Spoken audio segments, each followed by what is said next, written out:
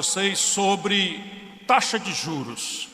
Eu gostei muito de ter sido convidado para tratar desse assunto, porque uma das minhas grandes queixas nos debates que eu participo pelo Brasil afora é que esse assunto diz da vida e da morte, não tem exagero retórico nenhum, diz da vida e da morte de toda a nação brasileira, mas como ele atende ao interesse do baronato que comprou o poder político no Brasil, esse assunto não é pedagogizado na grande mídia. Não se deixa a população entender bem concretamente. Isso parece que é um assunto dos economistas, sendo um assunto dramaticamente popular. Se não, vejamos. Se a taxa de juros numa economia que o governo paga por um papel é mais alta do que o lucro médio da economia real, essa economia tende à paralisia. Escute bem, o que é economia real? Um escritório de advocacia, um consultório de dentista, uma fábrica, uma loja, uma roça, qualquer nível de atividade econômica real, se o governo pagar por um papel, um juro, ou seja, um prêmio pelo dinheiro aplicado, mais alto do que o lucro médio do escritório, do consultório, da roça, da fábrica ou da loja, essa economia tende a parar. Ninguém precisa ser economista, prêmio Nobel e ter passado em Harvard, etc, etc, para entender isso. É muito simples, é muito trivial. É assim, se eu tenho dinheiro, o que eu vou fazer? Eu boto na renda fixa, que me dá 15% de lucro por ano, ou eu boto no meu consultório, ou no meu escritório, ou na minha loja, que me dá 5%, 6% ao ano? É uma pergunta simples. Se eu tenho dinheiro, eu vou botar para ganhar 15%, ou vou botar correndo risco e trabalhando para ganhar 6%, 7%, que é o lucro médio das atividades concorrenciais da economia real. Porém, se eu não tenho dinheiro, que é a esmagadora realidade da vida brasileira, nós somos uma nação de muita vocação empreendedora, mas de baixíssimo nível de poupança. Todos nós temos na cabeça uma ideia de empreender, porém não temos dinheiro. Eu pergunto, quem é que vai tomar dinheiro emprestado a 40%, 50%, 60% de juro ao ano para botar num negócio que rende 5%, 6%, 7%, 8% ao ano?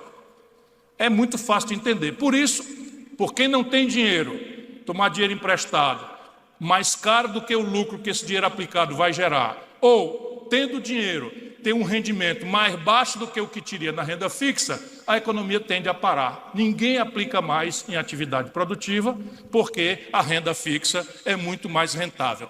Essa é a realidade brasileira, por média, com pequenas oscilações que a gente pode explicar ao longo dos últimos 25 anos. O Brasil, que tinha um pulso de crescimento econômico, que foi chamado outrora de milagre econômico, nós crescemos a 15% no único ano, nós crescemos a 10%, 12% no único ano, passamos a crescer uma média de 2,3% ao ano ao longo dos últimos 20 e poucos anos. Volto a dizer, com pequenas oscilações que apenas existem para afirmar, como exceções, a regra. É uma inerência do modelo. Então vamos entender por que essa impertinência acontece. Primeiro, o piso da taxa de juros numa sociedade é fixado no mundo inteiro pelo Banco Central. O Banco Central, no mundo inteiro, fixa a taxa de juros com um olhar contraditório. O Banco Central dos Estados Unidos, que chama Fed, Federal Reserve, o Banco Central Europeu, o Banco Central Chinês, o Banco Central Japonês, todos eles são obrigados pelas leis locais a estabelecer a taxa de juros com um olho no gato, o outro no peixe. O que é o gato? O nível de inflação. O que é o peixe? O nível de atividade econômica, o nível de emprego, o nível de crescimento ou não da economia. Então é uma contradição, que nem o Ministério da Educação, que é obrigado a fazer a melhor educação possível com orçamento apertado. Que nem o Ministério da Saúde, que tem a obrigação de entregar a melhor saúde possível com o orçamento apertado. O Banco Central do mundo inteiro, portanto, tem essa missão: olhar a inflação com um olho no nível de atividade econômica. No Brasil, em plena pandemia, sem discussão com ninguém, de novo, a imprensa cuidou de não deixar ninguém participar, nós outros pensamos que isso não é conosco, olhamos o horóscopo no jornal, olhamos a página policial, olhamos se o Fortaleza foi desclassificado ou não da Copa do Brasil, se o Ceará está indo bem na Série A da Copa Brasileira, mas na economia a gente meio que passa a página assim, porque é um assunto que não nos ajudam pedagogicamente a entender, como o resumo das novelas, quanto grave, quanto central aquilo é para o nosso viver comum. Pois bem, aqui no meio da pandemia, o Lira, minha mulher disse, eu vou não falar o nome das pessoas, tá bom, então o ex-presidente da Câmara na época passou numa votação virtual um estatuto do Banco Central que é único. Aqui o Banco Central só olha o nível de inflação. E aí atira com a taxa de juros, e o Brasil então tem a maior taxa de juros do planeta Terra. Ah, não é não, a Turquia, a Rússia e tal. Aqui o que eu quero dizer é que a taxa de juros brasileiras é a maior do planeta Terra por uma circunstância, porque tem a queda, o Banco Central estabeleceu que a taxa básica de juros, a tal Selic, é 14,75% ao ano. Lembra que o lucro médio das empresas é 6, 7? Só o piso da taxa de juros no Brasil, para quem bota o dinheiro na renda fixa do Banco Central, é 14,75%. Porém, aqui tem a coice, tem a queda, que é essa taxa básica muito alta, e tem o coice, qual é? Ao longo dos últimos 20 anos, o governo brasileiro permitiu que se concentrassem 83% de todas as transações financeiras, leia-se crediário, cartão de crédito, cheque especial, empréstimo para trabalhar, etc, etc. Todas as transações financeiras do país, 83%, foram concentrados ao longo dos últimos 20 anos na mão de apenas 5 bancos. Só para vocês terem uma ideia de comparação, os americanos, epicentro do capitalismo global, têm 5.000 bancos competindo. O que é uma competição de 5.000 bancos? É bajular o freguês, é reduzir a taxa de juros, é reduzir as tarifas, é não botar o freguês, né, numa linha telefônica, tim, tim, tim, aperte 14, aperte 128, e depois cai a linha e você começa tudo de novo e tal. Por quê? Porque não tem concorrência no Brasil, porque eles fazem um jantar, 5 donos de bancos, e o mais grave, a política brasileira vendida a esse cartel de bancos, permite que o Banco do Brasil e a Caixa Econômica, ambos estatais, façam parte desse cartel. Então, dos 5 bancos, 2 são estatais. O resto é Santander, Itaú, pronto, falei, e Bradesco, né? Não era para falar o nome de ninguém, mas enfim, 5. Eles me odeiam. E eu não tenho nenhum problema que eles me odeiem, porque não é que eu odeio eles, eu odeio o que eles fazem com o meu país. Então, veja bem, esse é o problema número 1. Quais são as consequências disso? Eu estou gostando do auditório, estou com medo do tempo aqui. Quais são as consequências disso? Eu vou resumir para vocês. A primeira consequência disso, só em ordem de apresentação, é o custo fiscal impossível de ser honrado, de ser pago pela nação. Sim, porque você não lhe deixam estudar o assunto, ter o assunto como popular, mas essa dívida com esse juro alto volta todinha cobrando esse valor de juros dos cofres públicos, que é o meu, o seu, o nosso dinheirinho, que vai ser mais ou menos cobrado de impostos, que vai ser mais ou menos discutido num conflito distributivo entre mais dinheiro para a segurança pública, que parece ser um flagelo dos tempos modernos no Brasil, ou em saúde pública, que é sempre uma emergência para a maioria popular que não tem plano de saúde, ou para a educação, que é a preocupação de um país que está ficando perigosamente fora da corrida tecnológica em tempos de inteligência artificial e de robótica.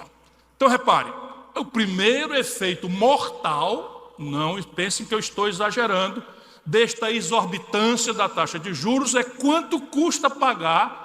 E quem paga isso é o contribuinte, somos nós, que eles não deixam que a gente perceba.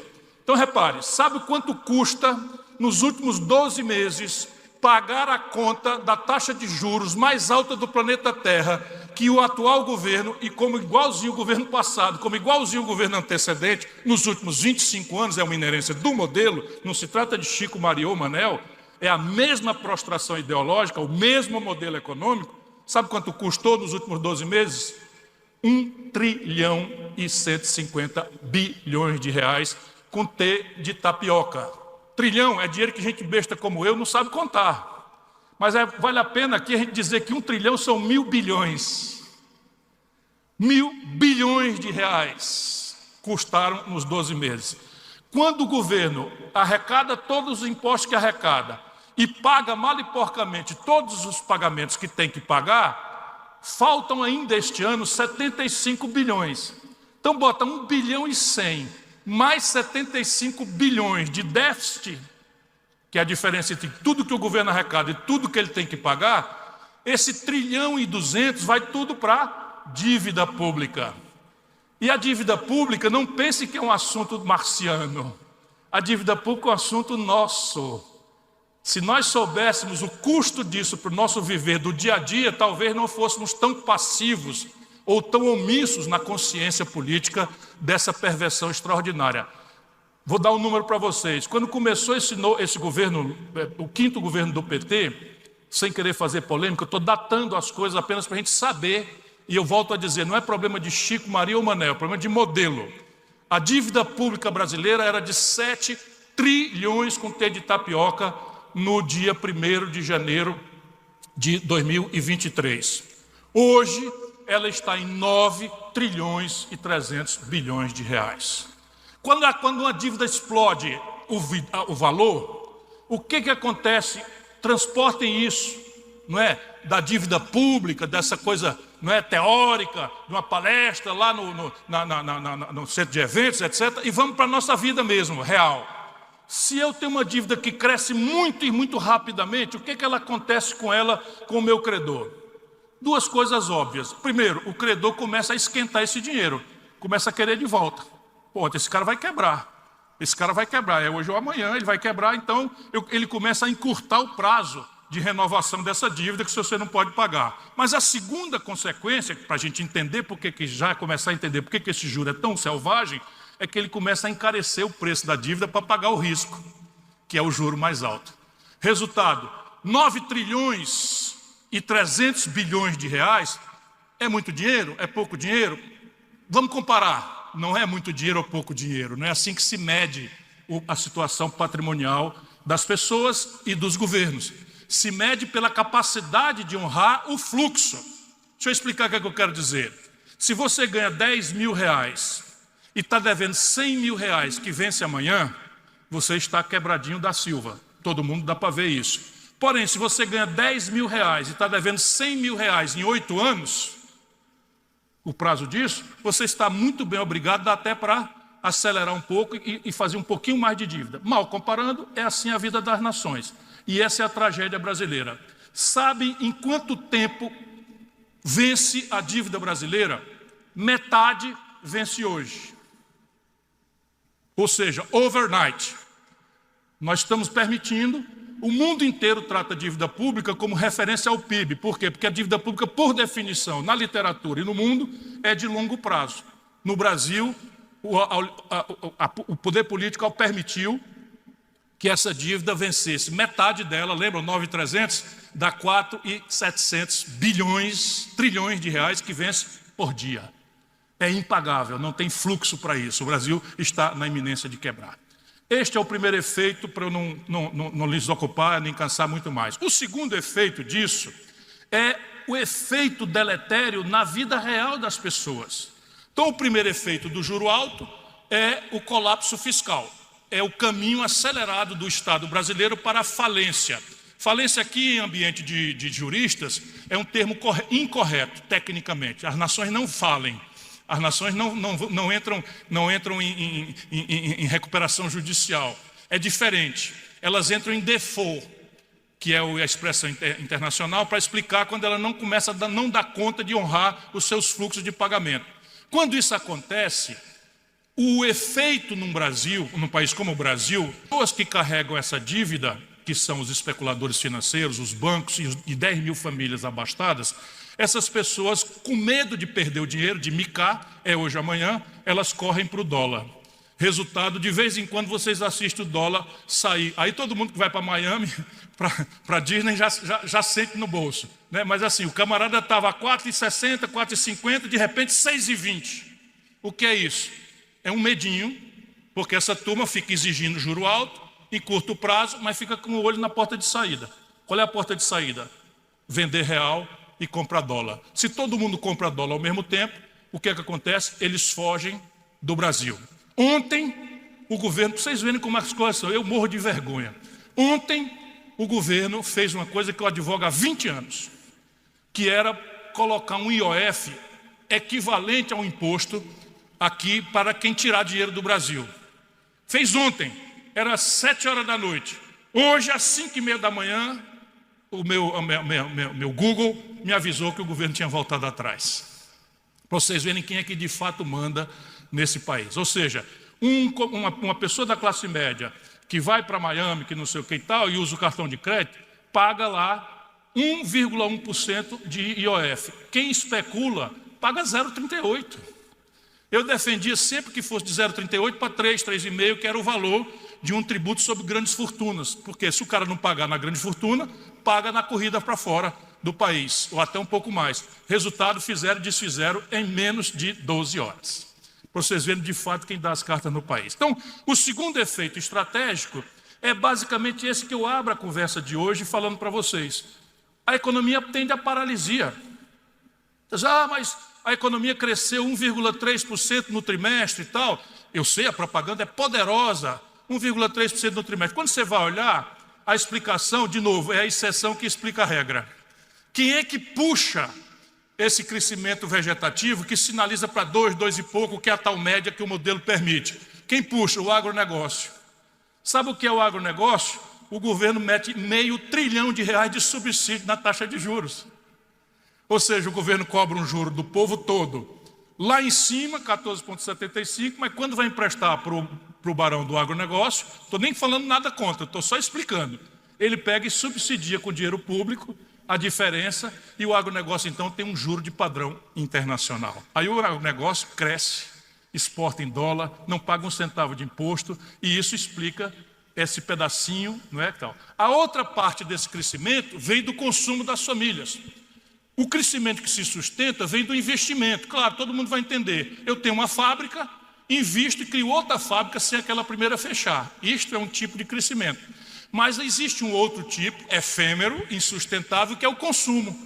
Eu tenho hoje que a população brasileira consome 100 quilos de carne e por alguma razão ela passou a consumir 103 quilos de carne, 102 quilos de carne no ano seguinte. Ok, cresceu o consumo das famílias, cresce o PIB por conta desse consumo das famílias. O que é que faz o governo? O Banco Central manda juro alto para os ricos e estatiza o risco do crédito popular. Prestem bem atenção, meus companheiros advogados e estudantes. E estatiza o risco do crédito popular, entregando um dinheiro bom, que é o saldo do FGTS, para lastrear um dinheiro ruim, que é a dívida inadimplida da maioria do povo. Vocês acompanharam isso? E está esterilizando um grande acervo de poupança vinculado ao investimento da saúde, vinculado ao investimento da educação, vinculado ao investimento especialmente da construção civil, via moradia popular e saneamento básico. Pois bem, esse é o segundo efeito. Existem efeitos, entretanto, difusos, que são gravíssimos. Por exemplo, vocês têm ideia de quantos brasileiros estão hoje humilhados no Serviço de Proteção ao Crédito, SPC Serasa? Vocês têm ideia? Alguém tem ideia? Arriba o braço, por favor. Quem tiver ideia. Não é possível. Tanta gente nesse auditório, e eu sei que é assim, por quê? Porque eles não deixam as pessoas saberem. Eu digo para vocês, atualizadinho a valor de hoje de manhã, 73 milhões de brasileiros estão no SPC e no Serasa.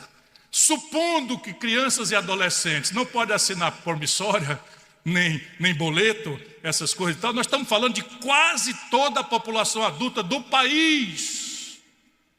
Está essa população inadimplente, humilhada no Serviço de Proteção ao Crédito e no Serasa, 73 milhões de pessoas. Esse é um estilhaço dessa política ruinosa. Mas tem mais. O Brasil tem hoje, dados atualizados, para eu vir aqui conversar com vocês, a maior estatística de recuperação judicial de toda a história econômica do país. Ouviram o que eu acabei de falar? Hoje, a quantidade de empresas que estão indo à justiça pedir recuperação judicial, porque tombaram pela incapacidade de honrar seus débitos, é o maior volume da história do país. Tem mais. Hoje, atualizado o dado de hoje, o volume de retomada de moradias financiadas por inadimplência é também o maior da história do país. Então, quando a gente fala que a taxa de juros é mortal, há fundamento para além do, vamos dizer, de um esforço retórico de dizer isso. Eu, então, caminho para a conclusão, para ser obediente e não levar uma gongada ali do nosso apresentador boiadeiro. Não sei onde é que ele arrumou esse chapéu, se ele não é do Mato Grosso do Sul, né? Cadê ele? Enfim, vejam bem, alguém há de me perguntar, mas Ciro, se é assim, por que as coisas são desse jeito? Será que está tudo errado desse jeito como você está falando e os caras estão em Brasília fazendo assim, tudo errado, só de maldade? Claro que não. Claro que não é de maldade. Primeiro, é uma inerência de um modelo que eu ajudei lá atrás a montar, como um modelo sério, bem intencionado, mas muito precário na origem. O que era isso? Chama-se Plano Real. Eu saí às pressas do governo do Ceará, assumi o Ministério da Fazenda porque eu tinha ajudado a construir o Real fora do governo. Eu, mais o Tasso Gereissati, tínhamos montado uma equipe para montar uma estrutura e tal. E ali o seguinte, os caras eram contra, os técnicos eram contra lançar o Plano Real. E a gente forçou a mão. Então, no Plano Real, a gente pensou o seguinte, olha, vamos resolver o problema conjuntural, emergencial da superinflação. Em seguida, a gente substitui esse conjunto de providências emergenciais por um conjunto estrutural de uma nova institucionalidade que seja capaz de sustentar uma moeda que não seja inflacionária como todas as moedas anteriores. E assim nós combinamos. Qual era a ideia? Aumentar os juros para a estratosfera com 3 finalidades. A primeira, nós íamos fazer nascer uma moeda nova, conversível ao par com o dólar. Ora, quem que ia acreditar que uma moeda de um país, né, desmoralizado como era o Brasil, como está voltando a ser o Brasil, ia valer igual a $1? Para isso nós precisamos garantir a conversibilidade. Nós botamos na lei que criou o real, dizendo, fica criado o real. Artigo 2º, cada real vai valer $1. Artigo 3º, quem duvidar, traga o seu real que a gente troca por dólar. E aí a turma diz assim, mas cadê o dólar? Juro alto, um monte de dólar veio do estrangeiro para simular que nós tínhamos os dólares suficientes para bancar a conversibilidade do real. Ah, mas isso não se sustenta. Claro, sustenta por 2, 3, 4, 5 meses. A gente elege o Fernando Henrique e, na sequência, o Fernando Henrique entra e toma as providências estratégicas, substitui essa providência precária, embora bem intencionada e tal, e tal, e tal. Segunda razão, completa estupidez. Nós vamos tentar antecipar a explosão de demanda que sempre se segue a coisa. Isso é um equívoco grave, porque aí os manuais de economia internacionais não conhecem as Casas Bahia, não conhecem a Magalu, não sabem o que é o Zeni. Não são lojas, magazines, são bancos. Por quê? Porque aprendemos aqui que o povo que quer ter um micro-ondas não tem dinheiro para isso, e eles então picam o forno micro-ondas em 24 vezes, metem um juro gigantesco dentro, o cidadão leva por quê? Porque o fluxo da prestação cabe no bolso. Se fosse do tamanho do preço, ele não podia comprar, mas ele compra por causa do fluxo. É evidente que é um engano, senão não dava aquele número que eu acabei de mostrar a vocês. 73 milhões de brasileiros humilhados no SPC e no Serasa, retomada de coisa, recuperação judicial, etc. Por fim, a razão do juro alto, que foi criado lá atrás, era, enfim, arbitrar diante de uma população desconfiada que a moeda era para valer realmente. Deu certo, e o Fernando Henrique, então, ao invés de levar o doente anestesiado para... Olha, chegou, tirou o chapéu. Tirou o chapéu, ficou mais bonito, não é de mentir? Em vez de levar o doente para fazer a cirurgia, já anestesiado, levou para o baile funk. E aqui está, então, a primeira razão, um erro estratégico de modelo. A segunda é que nós viciamos os bancos e deixamos os bancos comprarem o poder político. E esse é o grande drama contemporâneo. E quando eu digo os bancos compraram o poder político, não duvidem. É disso que se trata e isso põe em risco a própria democracia brasileira. Muito obrigado por sua atenção. Cravei.